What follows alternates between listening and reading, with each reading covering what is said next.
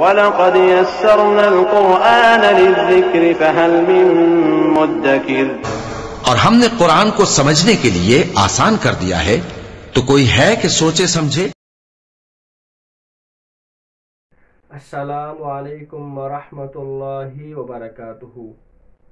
عزیز طلباء، آج ہمارا موضوع ہے شرک جہالت ہے۔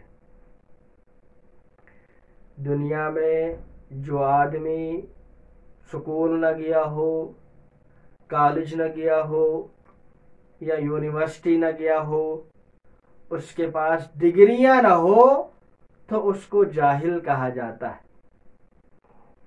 لیکن حقیقت میں جاہل وہ ہے جو اللہ تعالیٰ کے دیے ہوئے وجود کو اللہ کے سامنے نہ جھکائے، بلکہ اللہ کے دیے ہوئے اعضاء کو ایک بت کے سامنے یا مورتیوں کے سامنے یا اس کو کسی انسان کے آگے جھکائے۔ اس کے ایک مثال سے وضاحت سمجھو۔ جیسے ایک آدمی، مانو وہ ایک کسی صاحب کے گھر میں، کسی سیف کے گھر میں ملازم ہے، لیکن کام وہاں نہیں کرتا ہے۔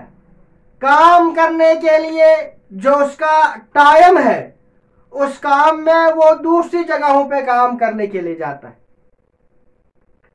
تو کیا اس کو بیوقوف نہیں کہا جائے گا کہ ایک بندہ تنخواہ ایک جگہ سے لیتا ہے، سیلری ایک جگہ سے لیتا ہے اور کام کرنے کے لیے دوسری جگہ جاتا ہے؟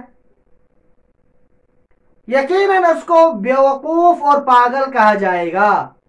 اسی طرح اللہ تعالیٰ نے جو انسان کو وجود دیا ہے، اللہ تعالیٰ نے جو انسان کو عقل، احساس اور شعور، یہ خوبصورت اعضاء دیے ہیں، اللہ تعالیٰ نے فرمایا کہ وَمَا خَلَقْتُ الْجِنَّ وَالْإِنسَ إِلَّا لِيَعْبُدُونَ، ہم نے انسانوں اور جنوں کو صرف اپنی عبادت کے واسطے پیدا کیا ہے۔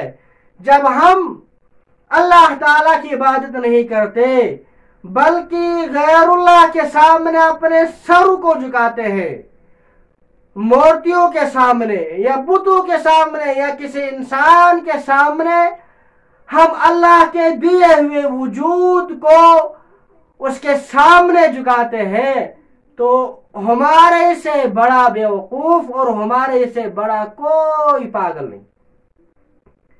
دنیا کی نظر میں تو وہی آدمی جاہل ہے جو سکول، کالج یا یونیورسٹی نہ گیا ہو، لیکن حقیقت میں جاہل، حقیقت میں بیوقوف وہ ہے جو اللہ کے دیے ہوئے اعضاء کو، اللہ کے دیے ہوئے وجود کو اللہ کے سامنے نہ جھکائے بلکہ اس کو اوروں کے سامنے جھکائے۔ لہذا ہمیں عقل مندی کا مظاہرہ کرنا ہے، دانش مندی کا مظاہرہ کرنا ہے۔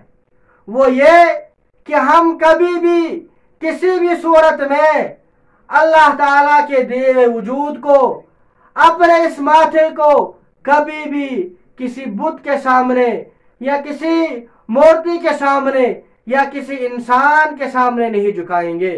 نہ ہم اس ماتھے کو غیر اللہ کے سامنے جھکائیں گے اور نہ ہم اللہ تعالیٰ کی ذات میں اور نہ اللہ تعالیٰ کی صفات میں کسی بھی صورت میں کسی کو شریک کریں گے۔ اگر ہم نے ایسا کر لیا، اس کا مطلب یہ ہے کہ ہم دنیا کے سب سے بڑے جاہل ہیں، اگرچہ ہمارے پاس دنیا کی بہت بڑی بڑی ڈگریاں۔ دنیا والے اس کو اگرچہ تعلیم یافتہ کہیں گے، لیکن حقیقت میں وہ جاہل ہے، بلکہ وہ بہت بڑا جاہل ہے۔ لہذا ہمیں کسی بھی صورت میں اللہ تعالیٰ کی ذات میں یا صفات میں کسی کو شریک نہیں کرنا چاہیے، اور اپنا ماتھا صرف اور صرف اللہ کے دربار میں جھکانا ہے، اللہ کے علاوہ کسی اور کے دربار میں اس ماتھے کو نہیں جھکانا ہے۔ وآخر دعوانا الحمد للہ رب العالمین۔